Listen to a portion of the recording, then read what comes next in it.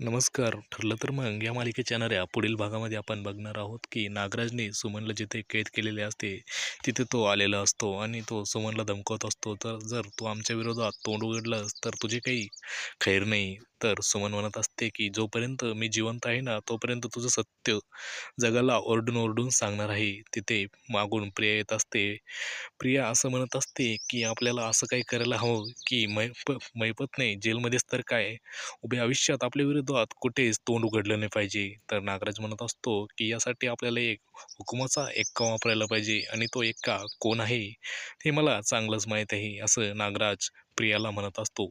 इकडे जेलमध्ये मैपत असतो, तिथे अर्जुन आलेला असतो आणि तो महिपतला म्हणत असतो, की "महिपत, हे बघ, आज ना उद्या तो मास्टर माइंड कोण आहे, हे मी जाणून घेणारच आहे.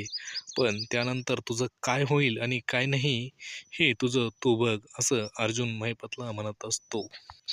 तर पुढे आता सुमनची सुटका होईल की नाही आणि महिपत नागराज आणि प्रियाविरोधात स्वतःचे तोंड उघडेल की नाही, या येत्या पुढील भागात आणि तो मास्टर माइंड कोण आहे, हेही आपल्याला समजून येईल.